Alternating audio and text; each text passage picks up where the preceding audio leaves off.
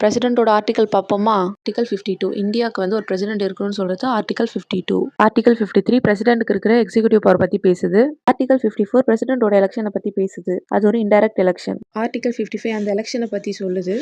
Article 55 அந்த election வந்து எப்படி நடக்கும்? சிங்கிள் ட்ரான்ஸ்ஃபர் ஓட்டு மூலமா நடக்கும். அதுக்கு வந்து ஒரு எலக்டாரல் காலேஜ் வந்து அவரை எலெக்ட் பண்ணோம். அதில் யார் யாரெல்லாம் இருப்பாங்கன்னா எலெக்டட் எம்பிஸ் இருப்பாங்க, எலெக்டட் எம்எல்ஏஸ் இருப்பாங்க, டெல்லி அண்ட் பாண்டிச்சேரி யூனியன் டெரிட்டோரிஸோட எம்எல்ஏஸ் இருப்பாங்க. ஆர்டிகல் 56 அவரோட பதவிக்காலத்தை பற்றி பேசுது. அவரோட பதவிக்காலம் 5 வருடம். ஆர்டிகல் 57 அவரோட ரீஎலெக்ஷன் பற்றி சொல்லுது. அவர் மீண்டும் கூட போட்டியிடலாம். இந்த மாதிரி 2 டைம்ஸ் போட்டியிட்டவங்க தெரிஞ்சால் கமெண்ட் பண்ணுங்கள். குவாலிஃபிகேஷன் ஆஃப் பிரசிடென்ட் பற்றி சொல்லுது. ஆர்டிகல் 58 அவர் 35 இயர்ஸ் கம்ப்ளீட் பண்ணியிருக்கணும், இந்தியன் சிட்டிசனாக இருக்கணும், ஊதியம் பெறும் பதவியில் இருக்கக்கூடாது. ஆர்டிகல் 59 ஒரு சில கண்டிஷன்ஸ் இருந்தாலுமே அவருக்கு நிறைய சலுகைகள் இருக்குது. புது டெல்லியில் அவருக்கு வீடும் ஆஃபீஸும் சேர்ந்த மாதிரி ராஷ்டிரபதி பவன் அப்படின்ற ஒரு கட்டடம் இருக்குது. இது மட்டும் இல்லாமல் வடக்கில் சிம்லா ரிட்ரீட் கட்டடமும், தெற்கில் ஹைதராபாத்தில் ராஷ்டிரபதி நிலையம் அப்படின்ற இடத்துலையும் ஒன்று இருக்குது. ஆர்டிகல் 60 அவரோட பதவி பிரமாணத்தை பற்றி பேசுது. இவருக்கு பதவி பிரமாணம் செய்து வைக்கிறவர் யாருன்னா உச்சநீதிமன்ற தலைமை நீதிபதி, சீஃப் ஜஸ்டிஸ் ஆஃப் இந்தியா.